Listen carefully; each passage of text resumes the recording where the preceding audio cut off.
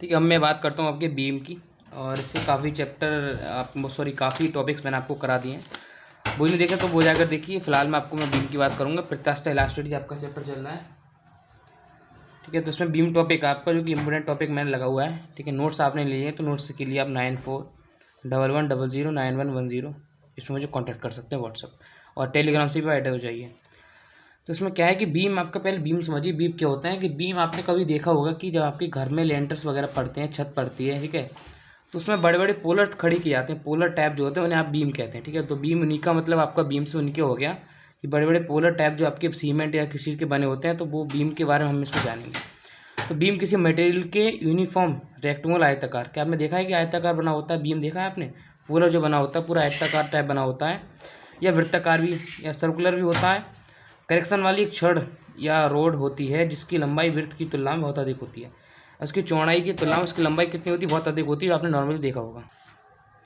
ठीक है, तो बीम की मुख्य अवयव निम्नलिखित हैं। इसका क्या है कि उसका अवयव मतलब क्या है कि अवयव का मतलब उसकी जो चीज़ें, उससे रिलेटेड जो चीज़ें या उससे उत्पन्न जो चीज़ें वो किस टाइप की होती हैं, उससे अवयव क्या है उसके, या उसके प्रकार क्या है। ठीक है, एक आधे लॉन्गिट्यूडिनल फिलामेंट, ठीक है, अंधेर तंतु जिसे बोलते हैं। तो किसी बीम को अनेक हॉरिजॉन्टल क्षैतिज लेयर से मिला बना सकते हैं। कि मान लीजिए हमने कोई बीम लिया है, उसको लेयर से बना मान सकते हैं। मान लीजिए कोई भी आपको चीज़ ले लूँ, पेन ले लूँ, ठीक है, पेन में आपको नॉर्मल से क्या है कि एक लेयर टाइप ले लेता हूँ कि यहाँ पे एक लेयर ये, फिर एक लेयर ये, एक लेयर ये, एक लेयर ये, एक लेयर ये, पूरी लेयर से बनकर क्या है आपकी एक पेन बन गई है। तो क्या चीज़ माना है कि हमने बीम को पूरी की लेयर से बना मान सकते हैं जो एक दूसरे के ऊपर रखी होती है। और ये लेयर्स अनेक फिलामेंट्स या तंतु जिन्हें बोलते हैं से मिलकर बनी होती है, जिसे लॉन्गिट्यूडिनल फिलामेंट्स कहते हैं। ठीक है, आपको एक परिभाषा आपको शॉर्ट में पूछा सकता है, इसकी परिभाषा आपको शॉर्ट में पूछी जा सकती है। तो नॉर्मल क्या है कि हमने एक फिलामेंट्स के लिए हमने एक परत ले ली। ठीक है, परत क्या बनाया है कि पहले हमने एक परत स्टार्टिंग में जो परत ली है उसमें ओनली एक लाइन दिखाई। ठीक है, मैंने रफ फिगर बना दिया। ठीक है, आप कॉपी में ढंग से बनाए इसके लिए, इसको पूरा सही से बनाएं। ठीक है, एक बुक की तरह बनाएं। एक लिए हमने इसको पहले हमने साइड से लेयर दिखाई है कि हमारी लेयर साइड से हमने ऐसे लेयर लिए हैं। ठीक है, आपने कभी देखा होगा कि आप किसी पीस को काटें, मान लीजिए आपको कि पनीर का पीस को काटे, उसमें लेयर दिखाई देती हैं, तो वही टाइप से लेयर साइड से दिखाई दे रही हैं। और ये आपकी ऊपर की फिलामेंट्स इन लेयर, और लेयर्स में ही फिलामेंट्स क्या है, आपकी अंदर वाली लेयर है वो हमने ऊपर दिखा दी है। लेयर की भी अंदर आपकी लेयर, इस लेयर के अंदर भी आपकी लेयर होंगी, तो उस लेयर के लिए हमने यहाँ पर शो किया है। ठीक है, तो दोनों फिगर आप अच्छे से बना लीजिए। उसके बाद उसी में आपका क्या आता है कि न्यूट्रल सरफेस और न्यूट्रल लेयर, उदासीन पृष्ठ या उदासीन परत, इसी में आपको टॉपिक है। एक तो आपका था लॉन्गिट्यूडिनल अनुदैर्ध्य तंतु होता है, इसी में आपकी उदासीन पृष्ठ या उदासीन परत होती है। तो पहले इसकी लैंग्वेज समझिए कि जब बीम के दोनों सिरों पर इक्वल एंड अपोजिट फोर्स लगाते हैं। समझिए, बीम के दो नोट, मान लीजिए एक बीम है मेरा और इसकी इक्वल एंड अपोजिट फोर्स लगा रहे हैं। ठीक है, अपोजिट लगा रहे हैं, इसके इक्वल भी लगा रहे हैं। ठीक है, तो आपका थोड़ा डिस्कशन पॉइंट है आपके कि दोनों सिरे आपके इक्वल होते हैं एंड अपोजिट फोर्स लगाते हैं तो बीम सर्कुलर आर्क के रूप में मुड़ जाता है। ठीक है, क्या है बीम को, तब बीम की अपर सरफेस ऊपर की ओर उठ जाती है जिसे उत्तल पृष्ठ कहते हैं, और अंदर की ओर बेंड हो जाती है जिसे हम क्या कहते हैं, अवतल पृष्ठ कहते हैं। ठीक है, आपको बीम को क्या है, जब आप मोड़ रहे हैं, ठीक है, मैंने इसको मोड़ा तो ये जैसे मैंने किस चीज़ को मैं लेता हूँ, इस केबल को। ठीक है, मैंने इस केबल के इसलिए मोड़ा तो अंदर की पृष्ठ आपकी क्या हो गई, अंदर की ओर आपकी क्या अवतल पृष्ठ बन जाएगी, ऊपर से आपकी उत्तल पृष्ठ बन जाएगी। ठीक है, तो वही चीज़ यहाँ पे बीम के लिए मोड़ के दिखाया गया है और वही चीज़ में आपको समझाई गई है। ठीक है, जिसे अवतल पृष्ठ कहते हैं। इन दोनों सरफेस की सतहों के बीच एक ऐसी सरफेस है, लेयर होती है जिसकी लेंथ में ना तो एक्सटेंशन होता है, ठीक है, ना तो एक्सटेंशन होता है ना विस्तार। एक्सटेंशन का मतलब होता है विस्तार, इसे आप वृद्धि बोल सकते हैं, ना वृद्धि होता है। ठीक है, एक्सटेंशन वृद्धि होती है। मान लीजिए इसको मैं मोड़ रहा हूँ, ठीक है, इस केबल को मैं मोड़ रहा हूँ तो ये तो बड़ी होती जा रही है ना, ये अंदर की लेयर छोटी हो जा रही है, आपकी बड़ी होती जा रही है। और ना हो कॉन्ट्रैक्शन, मतलब अंदर की कॉन्ट्रैक्शन होता है, जैसे न्यूट्रल सरफेस या न्यूट्रल लेयर। ठीक, उसी चीज़ को कहते हैं जो अंदर की पृष्ठ आपकी बच जाती है, जिस पर आपकी कोई भी वृद्धि नहीं होती है या कॉन्ट्रैक्शन होता है, उसे क्या कहते हैं आप, उदासीन परत कहते हैं। तो आपको ये समझ आ गया उदासीन पृष्ठ क्या चीज़ होती है आपकी। उसके बाद मान लीजिए मैंने एक सरफेस उस तार को मुड़ा हुआ ले लिया, जैसे मैंने आपको केबल मोड़ के दिखाई थी, उस टाइप से इसमें दिखाया गया है कि आपने एक तार ले लिया इस टाइप से, और कॉनकेव सरफेस जैसे बोलते हैं, अंदर का अपना अवतल ले लिया, ऊपर क्या ले लिया है, और अवतल का आपने उत्तल ले लिया है। बीच में जो लेयर बन के आई है आपकी क्या होगी, न्यूट्रल होगी, जिसका न्यूट्रल सरफेस उदासीन पृष्ठ ले लिया है, और यहाँ से आप क्या लगा रहे हैं, F1 लगा रहे हैं, अंदर की ओर क्या लगा रहे हैं, ऐसे बल लगा रहे हैं अंदर की ओर। इसमें भी आपको समझ आएगा होता है फर्स्ट। इसमें आपका थर्ड पॉइंट आता है प्लेन ऑफ बेंडिंग, या इसमें एक बंकन तल होता है, ठीक है। इसमें आपका बंकन तल आता है, इसे प्लेन ऑफ बेंडिंग बोलते हैं। वह प्लेन जिसमें या बंकल जिसमें बीम को बेंड किया जाता है, जिसे प्लेन ऑफ बेंडिंग कहते हैं। यदि बीम में क्षैतिज प्लेन में रखा हो तब उसका प्लेन ऑफ बेंडिंग ऊर्ध्वाधर होगा, ठीक है। बेंड किया जाता है, आपको मोड़ा जाता है, ठीक है, रख के ऐसे आपको बीम है और जिससे आपको रख के ऐसे मोड़ा जाता है बीम को, ठीक है, तो आपका क्या होगा, बंकन तल होगा।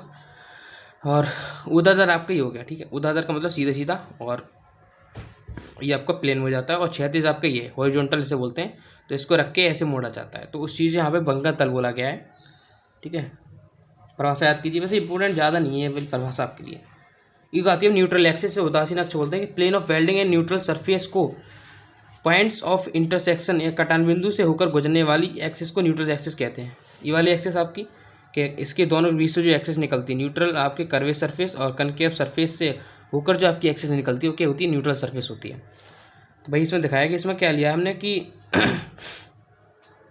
एक हमने न्यूट्रल लेयर ली है, ठीक है। लेयर आपकी क्या है कि अंदर आपकी लेयर है, ये आपको दिखाई दे रही होगी, ये जो आपकी, ठीक है, ये आपने क्या ले ली, एक लेयर ले ली, ये आपकी न्यूट्रल लेयर हो गई, ओके। और ये हमने न्यूट्रल एक्सिस लेगी, जैसे एन एंड एस से दिखाया गया है, ठीक है। और हमने एक प्लेन ऑफ बॉन्डिंग या बॉक्स ले लिया, ठीक है। बॉक्स क्या है, क्या नाम पे देखिए, प्लेन ऑफ आपके क्यूब बनाते हैं उसी टाइप से आपको किसकी, क्यूब की आकृति का आपको एक प्लेन ऑफ बाइंडिंग या बॉक्स आपको बनाना है। और उसके अंदर आपको क्या है कि एक इस प्रकार से, ठीक है, प्लेन ऑफ बेंडिंग आपको दिखा देनी है। और जो लेयर निकल के जा रही है, न्यूट्रल लेयर हो जाती है, न्यूट्रल एक्सिस आपकी हो जाती है, ठीक है। तो फिगर आपको समझ आ गया होगा कि हमने किस टाइप से इसको ड्रॉ किया है। और इसमें आपका नोट में एक पॉइंट है कि यूनिफॉर्म रोड की ग्रेविटेशनल एक्सिस, एक आपकी यूनिफॉर्म रोड होती है, उसकी ग्रेविटेशनल एक्सिस जो होती है वो आपकी न्यूट्रल एक्सिस ही होती है। तो आपका नोट का पॉइंट है, ठीक है। उसके बाद आते हैं बेंडिंग मूवमेंट्स, फिफ्थ पॉइंट आता है जो कि आपका इंपॉर्टेंट है, यही आपका पूछा जाता है ज़्यादा, ठीक है। बेंडिंग मूवमेंट क्या है इसका, ये आपका पूछा जाता है। आपने नॉर्मली क्या लिया है कि एक बीम ले लिया, ठीक है, इसका ABCD आयताकार रूप में आपने बीम ले लिया और जिसकी लंबाई हमने स्मॉल l मान ली। पॉइंट्स हमने लिख दिए ABCD, ठीक है। और इसकी जो चौड़ाई हमने b मान ली। इसमें हमने एक न्यूट्रल एक्सिस ली है, ठीक है, न्यूट्रल एक्सिस ली है जिसको हमने कैसे एन एंड डैश से घिसाया, एन एंड डैश से दिखाया गया है। एक हमने KL एक्स ले ली और इन दोनों के बीच की दूरी को हमने Z से शो कर दिया और इसको L से दिखा दिया। उसके बाद हमने एक शंक्वाकार आकृति ली है इसी की, ठीक है, इसको मोड़ने की शंक्वाकार आकृति ली है, इसको मोड़ा है तो उसकी शंक्वाकार आकृति ली है हमने, इस पर O पे मोड़ दिया है, ठीक है। आपको शंक्वाकार इस टाइप से बनेगा, ध्यान रखिए आप, इस तरह बनेगा, सेम इस तरह में लिख दिया है, इस तरह बनेगा, मैं थोड़ा शंक्वाकार आकृति गलत कर दी है। तो इसमें D dash C dash 2 point ले लिए मोड़ने के लिए, इसमें A डैश B डैश लिया जिसको मोड़ा है तो पॉइंट चेंजिंग कर दिए। और Z+S2 इसको चेंजिंग क्या कर दिया हमने, Z+S2 चेंज कर दिया इसको। और एन एंड एस की न्यूट्रल एक्सिस ले ली और इसको यहाँ से हमने क्या मान लिया, R मान लिया और इसको पॉइंट्स क्या मान लिया, थीटा, ठीक है।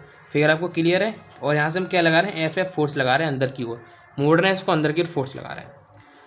इसका थोड़ा डेरिवेशन आपको समझिए कि माना ABCD L लेंथ व B चौड़ाई का एक रेक्टेंगुलर बीम है, आयताकार बीम है, जिसका क्रॉस सेक्शन सभी जगह एक समान है। क्रॉस सेक्शन का मतलब एक जगह समान है। N and S neutral layer है, Z डिस्टेंस पर एक अन्य लेयर KL है, हमने एक अन्य लेयर KL मानी जो कि मैं फिगर में समझाया है।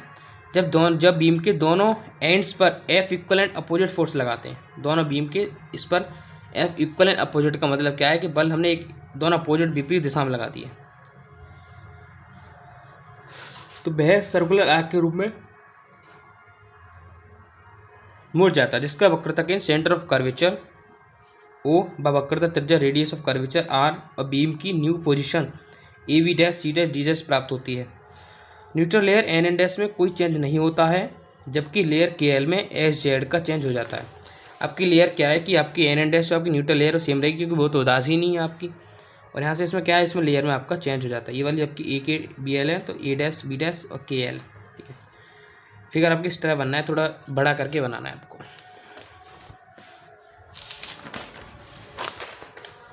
तो उसके बाद क्या है कि हम इसको सॉल्व करेंगे। क्या है कि distance of layer KL from neutral axis क्या है आपकी Z मान ली हमने, न्यूट्रल लेयर की एक्सिस जो मानी थी यहाँ से इसकी दूरी, ठीक है, कितनी मानी, Z मानी न्यूट्रल एक्सिस से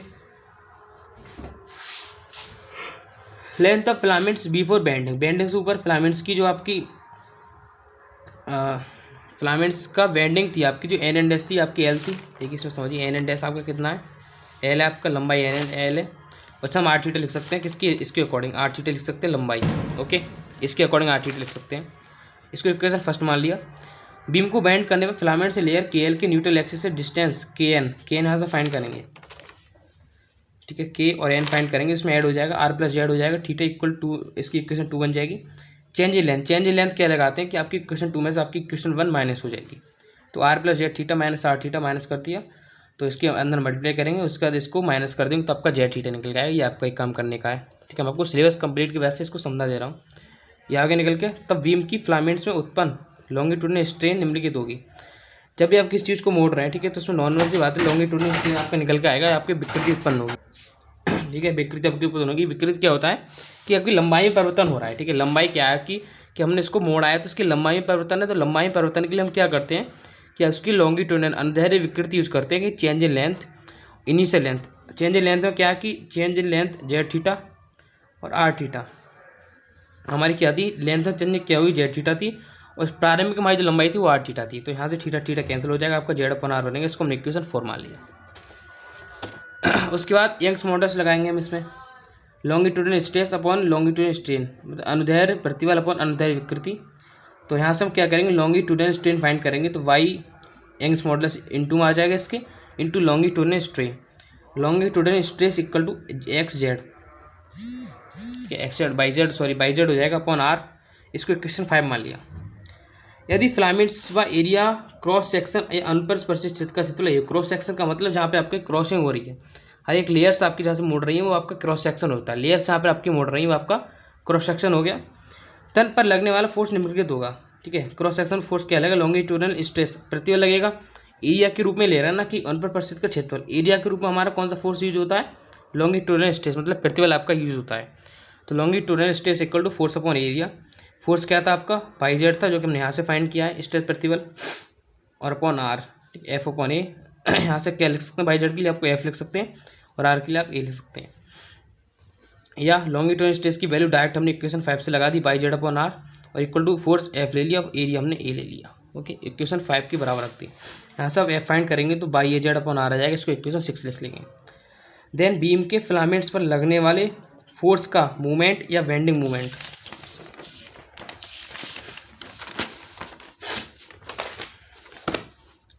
बेंडिंग मूवमेंट बराबर आपका फॉर्मूला होता है जिसे बोलते हैं फोर्स इंटू डिस्टेंस, क्या बोलते हैं, फोर्स इंटू डिस्टेंस। तो इसके लिए आपने क्या है कि फोर्स तो निकाल लिया है बाई जेड इंटू आर, और डिस्टेंस आपने क्या थी, आर जेड थी आपकी, क्योंकि आपने के एल से आर एन एंड एस के बीच आपकी डिस्टेंस क्या थी, जेड थी, तो ये by Z square upon R हो गया, इसकी इक्वेशन 7 मान ली हमने। उसके बाद ये बीम की किसी एक लेयर के फिलामेंट्स पर बेंडिंग मूवमेंट के लिए एक्सप्रेशन है कि हमने एक लेयर का निकाला है, लेकिन लेयर तो हमारी बहुत है भाई, उसको हम कैसे फाइंड करेंगे। बीम ऐसी अनेक लॉन्गिट्यूडनल लेयर से मिलकर बना होता है, जब कंप्लीट बीम का बेंडिंग मूवमेंट निम्नलिखित होगा। टोटल बेंडिंग मूवमेंट का निकालने के लिए हम लोग क्या करते हैं, समेशन लगाते हैं। समेशन का मतलब होता है कि टोटल हमने फाइंड की है, टोटल, समेशन का मतलब होता है योग, टोटल, और इसको हम क्या किससे शो करेंगे, बेंडिंग मूवमेंट के लिए टाउ से, टाउ इक्वल टू समेशन लगा दिया, और जो आपकी वेव की वैल्यू निकल के आई थी वो वहाँ पे पुट कर दी हमने। बाई अपॉन आर आपकी कॉमन वैल्यू समझ लीजिए, हमने बाहर ले ली, सिग्मा ए जेड स्क्वायर का हमने उसमें रख दिया, ठीक है, समेशन में, ओके। और यहाँ से इसकी सिग्मा ए जेड स्क्वायर की वैल्यू होती है geometrical movement of inertia I, A Z square को geometrical movement of inertia I बोलते हैं। तो टाउ इक्वल टू इसकी जगह पूरा क्या लगा देंगे हम, आई लगा देंगे, सिग्मा आई अपॉन आर आपका आ जाएगा बाई आई अपॉन आर। ये किसी बीम के बेंडिंग मूवमेंट के लिए एक्सप्रेशन जिसकी निम्न 2 कंडीशन है, इसकी भी निम्न 2 कंडीशन बन जाती हैं, ठीक है, इसमें आपने 2 फाइंड की, ठीक है।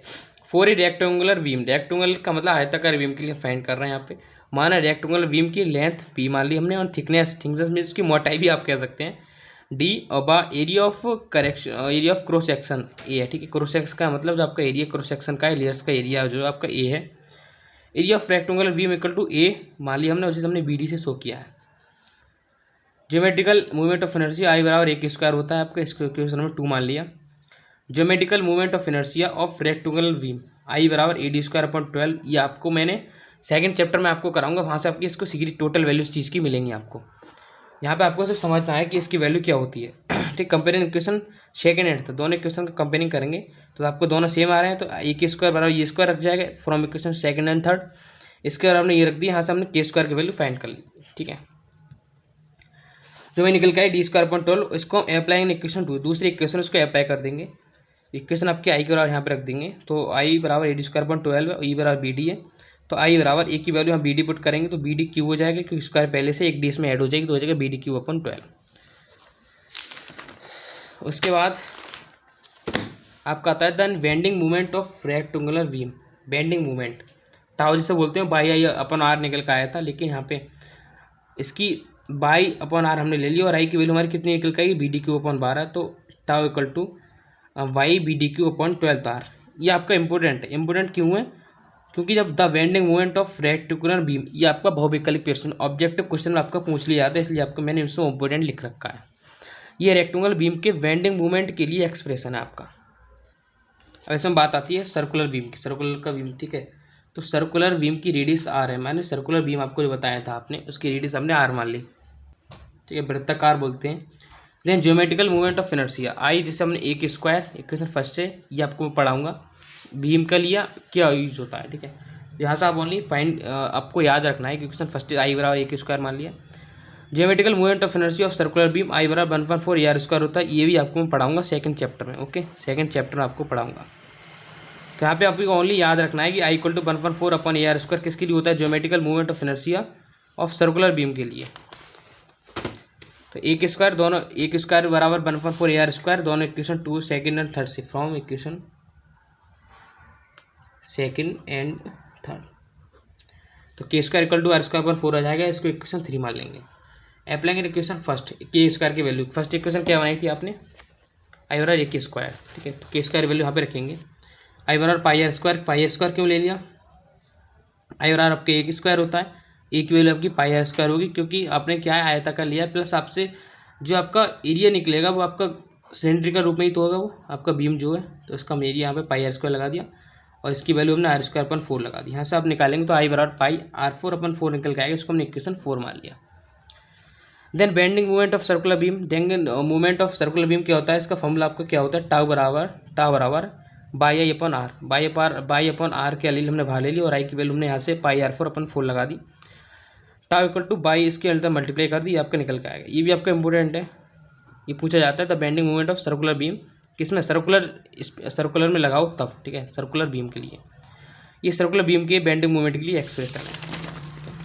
उसके बाद आपके आते हैं न्यूमेरिकल, जो कि आपके नहीं पूछे जाते हैं, एग्जाम में आपके नहीं पूछे जाएंगे।